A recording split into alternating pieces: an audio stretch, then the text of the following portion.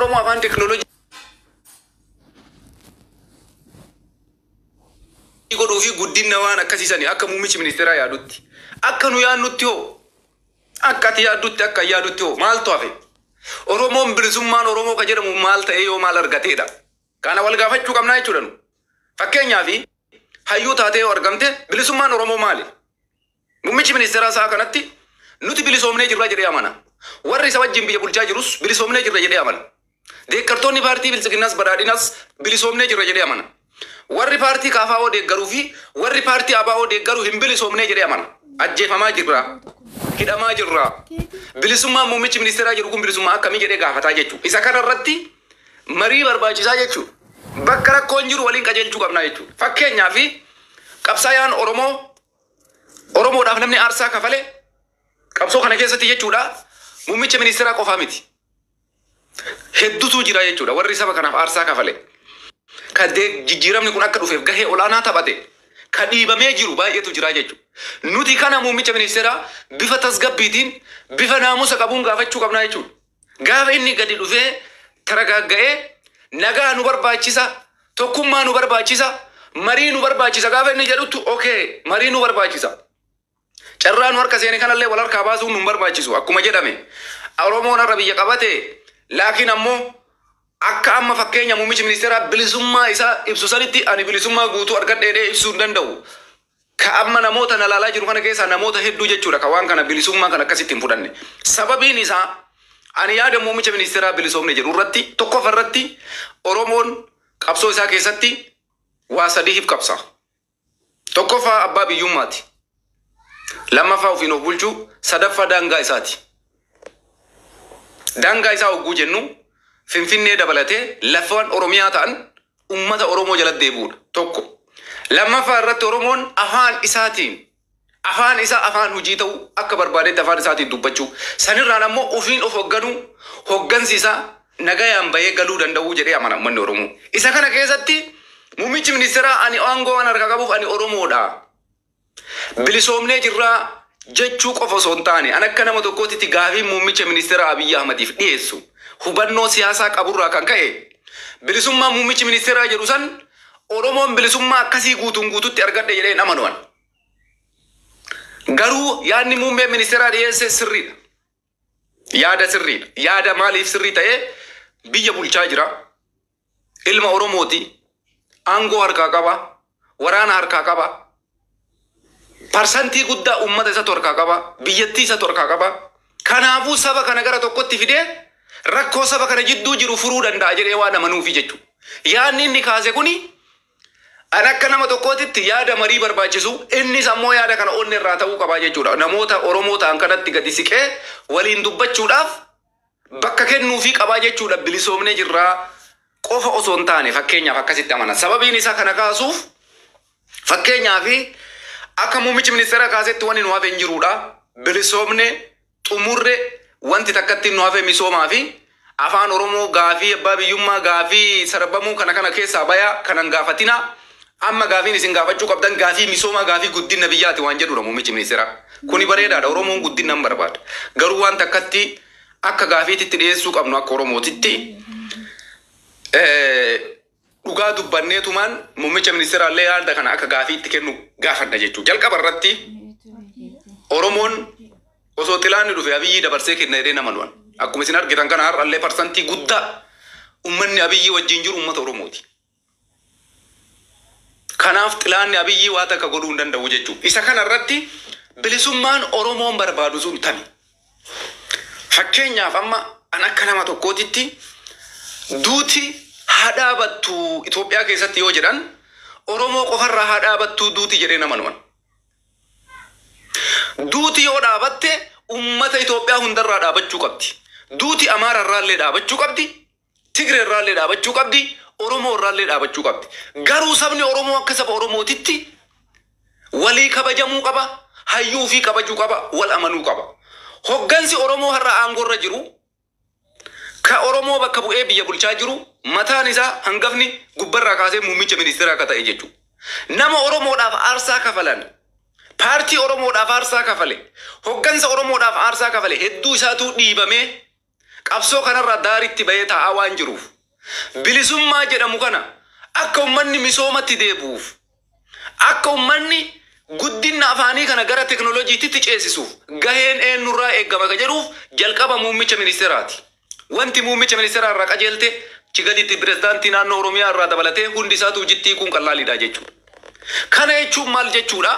Ani bilisoomnee jirraa jedhee kan fudhadhu akka muummichi ministeeraa amma paartii isaa akka isaaniitti fakkeenya warri paartii bilisiginnaa deeggaran bilisummaa amananii jiran isaan. Ani amma akka nama tokkootitti bilisummaan amanu hin fudhadhu. Sababiin isaa bilisummaan paartiin an biyya bulchaa jiru paartiin an deeggaru sun qofti bilisummaa argatee akka barbaadetti socho'ee akka barbaadetti biyya bulchuu qofaaniti. Bilisummaan ani itti amanu akkuma Oromootitti jechuudha. Muummeen ministeeraa bilisoomnee jirra. Gaafiin nu gaafachuu qabnu gaafii guddinaa fi gaafii misoomaa isa jedhu kanarratti bilisummaa tana keessatti an ka barbaadu walqixxummaa barbaadaa jechuudha. Hoggansa Oromoo irratti. Hoggansa Oromoo hogguu jennu namoota saba kanaaf aarsaa lubbuu isaanii kafalanii jijjiirama waggaa 27 keessatti waraana TPLF wayyaanee agaazii irratti jechuudha. Gaheen qabsaa'onni Oromoo taphatan waan gadi bu'aa miti. Yoo isaan kana irraanfannee qabsaa'ota kaleessa aarsaa kafalan saba kana tokkoomsuu keessatti fakkeenyaaf mee fakkeenyaa nama biraa isinii kaafnu mee Jawaar Mohammad kana maqaa isinii haa tuqu. Jawaar Mohammad jechuun qabsoo Oromoo keessatti namni akka muummeen ministeeraa carraa kana argatu gahee taphate parsantii 99% Jawaar Mohammadii jechuudha. Fakkeenya Jawaar Mohammad bilisoomnee jirra gaafa jennu Oromoodhaa wanta fe gaafa jiru gaafa jennu namoonni kaleessa saba kanaaf aarsaa kafalan namoonni kaleessa jijjiirama kana keessatti lubbuu isaanii qabsiisanii saba Oromoo kana ilaalaa. Qabsoo jechuun maal jechuudha beeytanii? Qabsoo jechuun tokkummaa jechuudha. Tokkummaa yoo hin qabaanne injifannoo hin qabdu ati. Jalqaba irratti bilisummaa jechuun tokkummaa jechuudha. Oromoon kaleessa wanni hinjifateef, Oromoon kaleessa wanni wayyaanee harkaa aangoo fudhateef, Oromoon kaleessa wanni xilaataan sodaatameef waan tokkummaa isaa qabateefi waan tokkummaa isaa harka qabatee tokkummaa isaatiin socho'eefi kanaaf wayyaanee naga funyaanii hidhatte osoo baankii harkaa qabdu osoo taankii harkaa qabdu tokkummaa ummata kanaa hinjifachuu hin dandeenyu. Ummata kana ajjeefnee fixuu hin dandeenyu. Addunyaanis nu laalaa hin jirtu. Wanti kun aarsaa nu kafalchiisa jedhanii hooggantoonni Tigraay aangoo isaanii gadhiisan jechuudha. Kana keessatti eenyutu gahee kana taphate? Warra har'a aangoorra jirullee keessaa waan danda'an godhuu danda'an. Muummeen ministeera irraa kaasee pirezidaantii naannoo Oromiyaa irraa aangoorra jiru Shimallis Abdiisaa dabalatee garuu warri kallattiidhaan ijjiba finjii dhaabbatee xilaata kaleessa aangoorra jiru falmee ummanni Oromoo du'a malee aarsaa hunda lubbuu isaa akka kafalu sodaa tokko malee namni godhe warra har'a cinatti dhiibamee kun biyyaan baati galee kunuun bakkaatti faca'e kana. Kuni maal irraa dhufe? Oromoo walii galuu dhabuu fi Oromoo wal dura dhaabbachuu irraa kaka'e hooggantoonni akka Jawaar Mohammad, akka Baqqalaa Garbaa, akka Jaal Daawud Ibsaa, akka Profeesar Mararaa Guddina namoonni kaleessa maqaa ABO'tiin socho'an. Sinigalee namoonni kunniin har'a eessa jiran ka jedhuuf gaafii muummicha ministeeraa gaafataa jira jechuudha. Eega dhugatti muummeen ministeeraa bilisoomne jedhee amanee bilisummaan tuni bilisummaa dhugaa akka taatuuf akkuma muummichi ministeeraa bilisummaa isaa amane kanatti anillee bilisummaa kana akka amanuuf hoggansa kaleessa saba kana keessatti aarsaa kafale hundaaf waliin hojjechuu qaba ummanni Oromoo. Hoggantoonni Oromoo tokko ta'uu qaban akka gaafa 2018 san haa diqqaatu haa guddatu 2018 Oromoon tokko ta'ee ture hamma tokko jechuudha. Namni muraasni haa mormu. Ani walii galtee akkasii fi tokkummaa akkasii san barbaada. Ani Daawud Ibsaa fi Abiyyi Ahmad bakka takkatti arguu barbaada. Ani Jawaar Mohammadii fi Abiyyi Ahmad bakka takkatti arguu barbaada. Hoggansa Oromoof qabsaa jedhu Marroo fi Abiyyi bakka takkatti arguu barbaada. Kana ammoo maaltu fide? Hoggansi Oromoo har'a aangoorra jiru fakkeenyaaf osoo muummichi ministeeraa Marroon bosonatti hafee, Marroon qawwee qabatee bosonatti hafee, Marroon gatii qawwee qabateef muummeen ministeeraa isaan dhiibee warra qawwee harkaan qabne kan osoo muummichi ministeeraa ofitti qabe osoo KFO muummichi ministeeraa ofitti qabe osoo ABO harka karaa nagaatiin gale muummichi ministeeraa ofitti qabe sila qabsoon bosonaallee sadarkaa kanarra hin ga'u Oromoolleen har'a sadarkaa kanatti xilaataan hin tuffatamu jechuudha. Kana kafite warra karaa nagaatiin qabsoofna jedhullee mootummaan ofitti siisuu dadhabee jechuudha. Fakkeenya muummeen ministeeraa Itoophiyaa bulchaa jira. Gara fuulduraatti illee bulchaa jechuudha. tokkummaa Oromoo keessatti bilisummaa muummichi ministeera Abiyyiin Ahmad jedhu kana dhugoomsuu irratti namoonni anamma isiniin jedhu kuyyoo tokko hin taane Oromoo naga jiru bilisoome jedhee namanu. Ilma Oromootu aangorra jira. Kuni sirriidha. Gaafiin Oromoo hundis deebi'uu baatu deebi'ee jira. Gaafii muummee ministeera Oromoodhaa deebisee hin beekna. Fakkeenyaaf gaafii Finfinnee irratti walakkaan deebi'ee jedhee amanaan. Dhimma gaafii Finfinnee irratti. Gaafii afaanii irratti ammoo afaan Oromoo guutuun guututti akka seera biyyattiititti afaan lammaffaa ta'eetiin afaan federaalaa ta'ee murtiitti hiikamee san kama waliin beeynu afaanota shawwajjiin afaan hojii ta'anii jiran hamma tokko fooyyeen hin jira. Parsantii barbaadamutti illee osoo hin taane afaan irratti illee fooyyeen hin jira jechuudha. Dhimma Finfinnee irratti illee Finfinneen magaalaa Oromooti. Akka heeraa fi seera biyyaatitti Finfinneen ta Oromoo ta'uu qabdi jedhee falma Oromoon.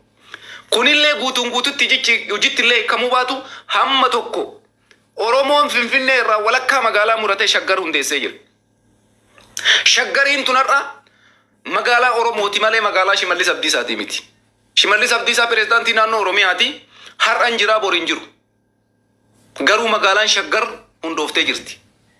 Inteetti jechuudha. Yoo Oromoon tokkummaa qabaate Shaggar inteessisuu danda'a. Yoo ammoo Oromoon tokkummaa dhabee muummichi ministeera har'a aangorra jiru achiisu kee sabaan Tigree yookaan Amaarri dhufe Shaggarii tana deebisee Finfinnee jala deebisuu danda'a jechuudha. Kana tiifachuudhaaf, kana eeggachuudhaaf ammoo tokkummaa Oromootu barbaachisaa jechuudha. Maaliif jennaan siyaasa Itoophiyaa keessatti akkuma isin beektan namni yeroo aangorra jiru waan inni hojjete kabiraa wayita dhufe ndiiqa. Fakkeenya magaalaa Shaggar mootummaan amma biyya bulchaa jiru hundeessee jira. Finfinnee irraa muree hundeesse. Shaggariin namoonni mormaa turan namoota meeqa? Lakkoofsa guddaadha jechuudha. Saba Amaaraa irraa ka Shaggariin mormaa ture. Har'a akka carraa ta'ee muummee ministeeraa yoo Amaarri argate osoo jalqaba lafa qabateen bubbuliin magaalaa Shaggar kana Finfinnee jala deebuuf qabsaa jechuudha. Warri aangoo qabatee dhufu. Isa kana hundi keenya beekuu qabnaa jechuudha. Shaggar akka Shaggariitti turtu. Finfinneen akka Oromoo taatu akka turtuuf tokkummaan Oromoo ka dhugaa nu barbaachisaa jechuudha. Isa kana irratti gaafiin nuti muummicha ministeeraa gaafannu gaafii guddaa miti. Wanni inni jedhe hundi isaa sirriidha. Tokkummaa nu barbaachisa. Wal qoqqooduun nu miidha malee nu fayyadu. Wal ajjeesuu malee bu'aa biraa nu hin qabu. Hatta injifannoo goolabuu hin dandeenyu. Muummeen ministeeraa kana bareechee beeka. Waraana adda bilisummaa Oromoo waraana jaalmarroon hoogganamu wajjin muummichi ministeeraa Abiyyi Ahmad waggaa 6 waraana geggeessee jira. Waggaa 6 qulqulluu waraana adda bilisummaa Oromootii fi muummicha ministeeraa Abiyyi Ahmad jidduutti lolli geeffameera. Waraanni kun agarraallee xumuran arganne. Waraanni adda bilisummaa Oromootii siin jira. Abiyyiin Ahmadis achuma jira. Garuu gidduu kanatti Oromoo hedduutu aarsaa kafalee jechuudha. Lubbuu qeerroof qarree 1000 dhabnee jechuudha. Fakkeenyaaf waan mas dhiyoo jalbaatee urgee gidduma kana dhabnee jechuudha. Oromoo jidduutti rakkoon jiru akkanatti si galaafata.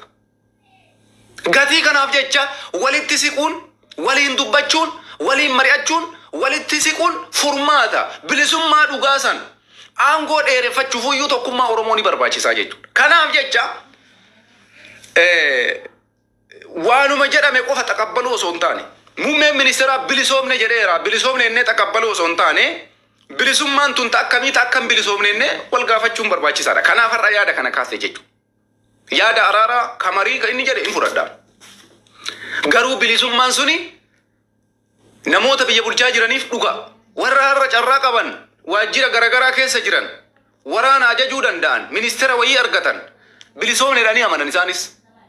Namoonni har'a aangoo harkaa qaban ka ministeerummaa wayii irra jiru, ka hoggansa wayii irra jiru, ka biiroo xiqqoo wayii illee harkaa qabu, ka nama 2-3 ajajuu danda'u bilisoome jedhee amanaa jechuudha. Garuu bilisummaan Oromoon barbaadu isiisanii miti. Hoggansa isaa akkaan jaalatu, ka dirqamni isa callisiise hedduu jira jechuudha.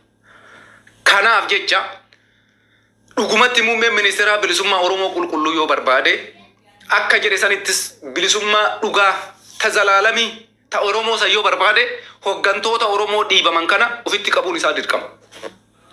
Filannoo gara fuulduraatitti dhufuufuyyuu namoota kanaa carraan kennamuu qaba. Har'a fakkeenyaaf Oromoon bilisoomnee jirraa yoo jedhe muummeen ministeeraa paartiin tokko jiraachuun qabu jedhee amana. An akka gaafiitti gaafadha muummicha ministeeraa.